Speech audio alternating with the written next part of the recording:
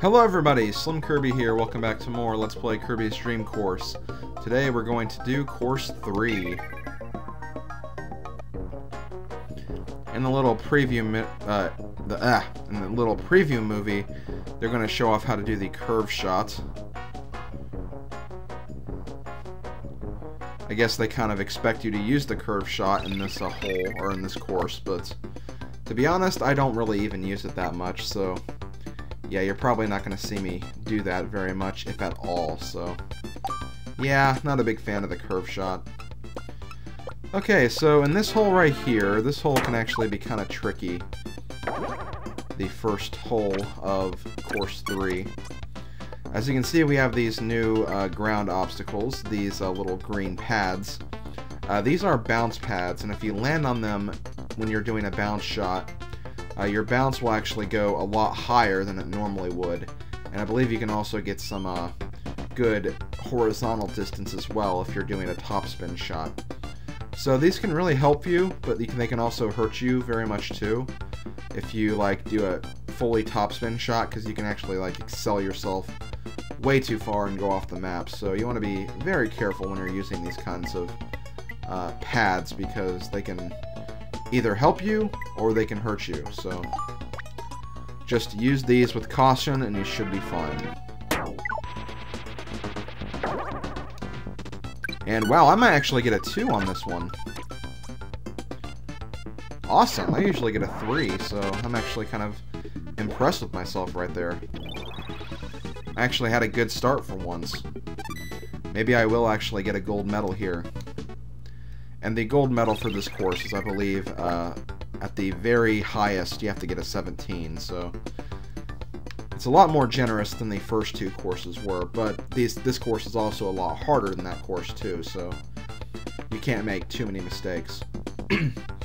Anyways, in this hole we have two new obstacles. We have the conveyor belts. If you land and stop on a conveyor belt, they'll actually move you in the way of the conveyor belt, so if you land on this one, you'll get pushed over here to this one, and then you'll go down here to the warp panel on that one. So that is how the conveyor belts work. You can roll past them though if you're going fast enough, so if you want to land on a conveyor belt, make sure you'll actually stop on it. And you also have the red warp panels.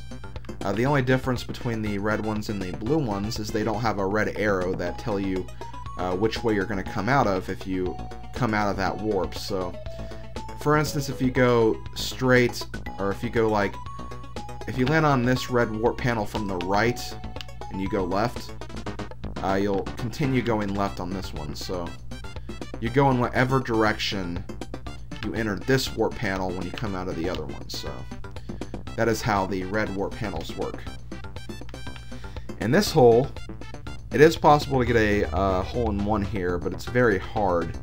You have to use a very, very, very tricky bounce, so you land on the arrow, get the high jump, jump over this guy, get this ability, then go in the hole when you hit this arrow. So yeah, I'm probably not going to be able to show you a hole-in-one here, but that's normally how you would get it. You have to have a very, very lucky topspin bounce if you aim over here or something.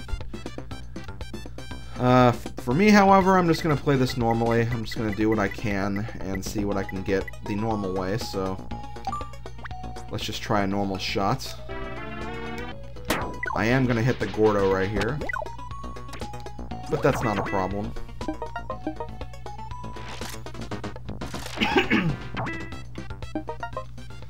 And I ended up hitting the high jump guy first.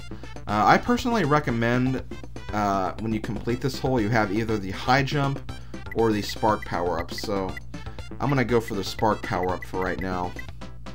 So you gotta get good enough backspin. So I hit this guy and then roll back to the parasol guy, and that should be pretty good actually.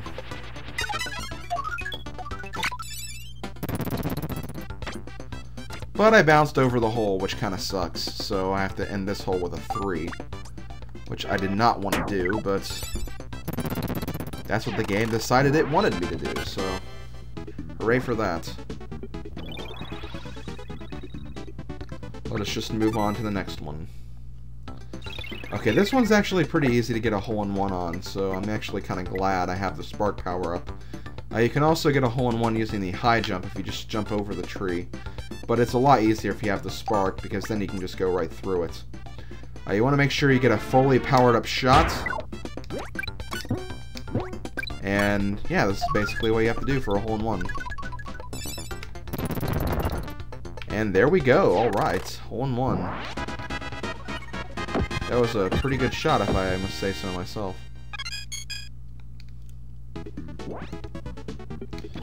And then we're off to the next one. Okay. This one, it's also possible for a hole-in-one, but it's really, really hard to do. So I'm probably not going to be able to do it. I'll try to get a 2, but even a 2 is kind of far-fetched for me, if I have to be honest with you guys. But I'm not going to complain. I'm just going to go ahead and try it just in case. I could get a lucky break. You never know. And that was not a lucky break whatsoever, so I'm actually not sure what happened right there. I know I actually moved over a little bit, but that shouldn't have really affected my course that much.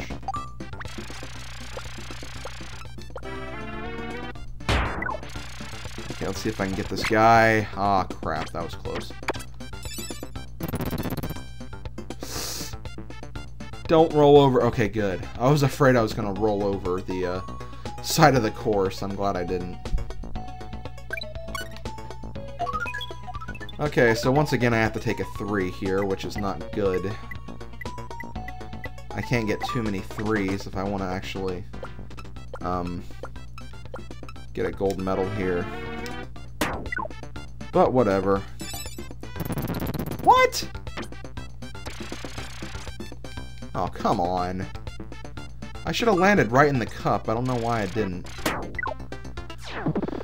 So it looks like I have to take a 4 for that hole.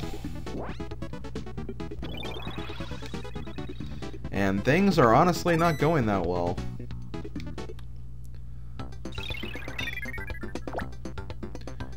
And this hole is another hole where you can't exactly get a hole-in-one just because of the way it's set up. Because, I mean, if these guys over here, if they were in a straight line, I think it would be possible, but even then, most likely improbable. You can get a 2, though, and that's what I'm going to try to get, but I honestly don't see it happening. Okay, so that should be enough. I'm hoping.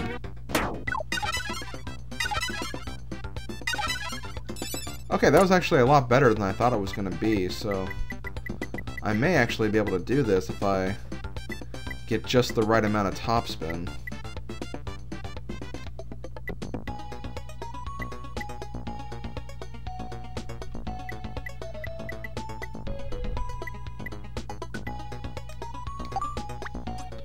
Oh, and I guess I should also explain the ability I have.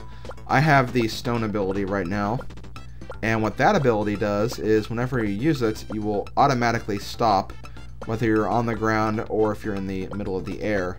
And also, if you land, if you use the ability on a hill, you'll actually slide down the hill too, so that can be helpful if you're about to go up a hill and you know you're going to go out of bounds. You can just use that ability and stop yourself and roll back down the hill. So the stone ability can be pretty helpful, and also you want to use it to your advantage whenever you can. So if you're like above a hole and you're doing a bounce shot, you can just, you know, land straight down into the hole. So it's a pretty helpful ability. Okay, that should actually be a pretty good shot. I don't know why I screamed shot right there. And wow, okay, I actually got a 2. I'm actually kind of impressed with myself. I don't normally get a 2 for that hole. So I can still do this. I just have to get a 5 in these next 3 holes, which is possible. I do have to get a hole-in-one on one of them, though.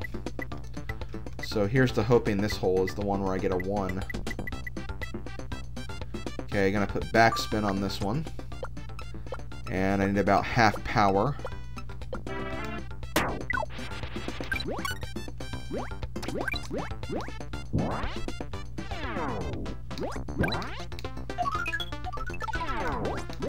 Nope, not quite. That was close, though. Well, it wasn't really close, but, you know, it was a good attempt.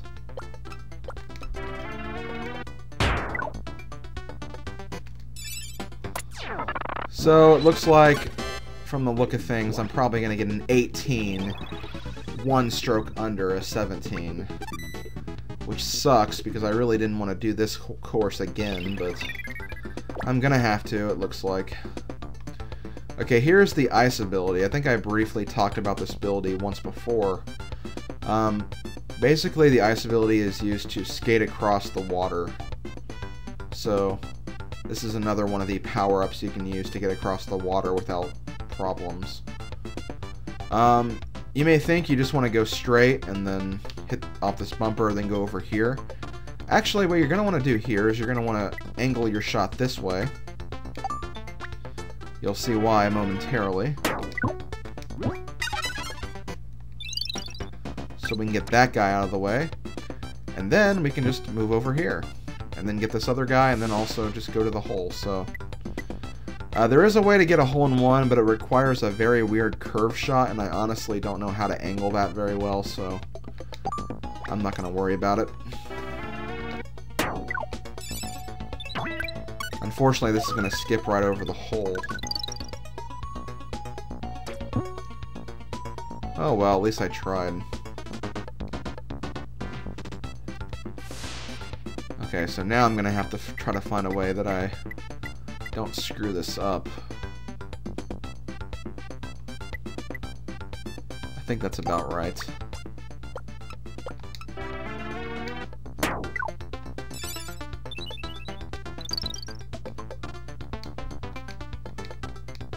Oh, wow. That was not very good at all. I honestly don't know why I'm failing so much, but oh well, I had to pretty much do this hole over again after not getting the hole-in-one in that last hole.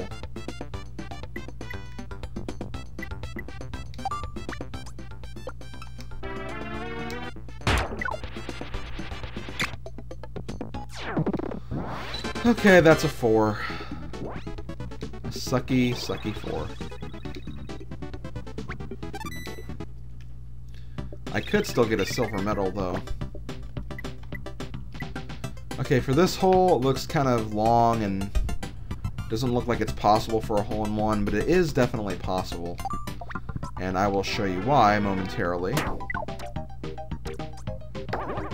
Although I probably should have hit that button, because that would have actually summoned water to appear right on this little incline here. And I would actually use that to skate across the water and then go ahead and hit that enemy, and then have a chance to actually land in the hole for a hole-in-one, so I kind of messed that up. I'm going to give it my best shot, though, for what I can.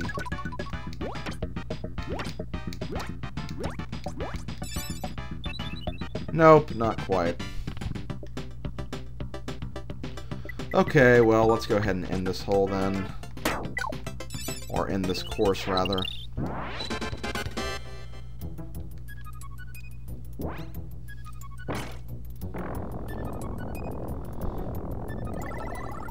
I might have gotten a silver medal, but if I didn't, I just missed it by 1. I think that's a silver medal, though.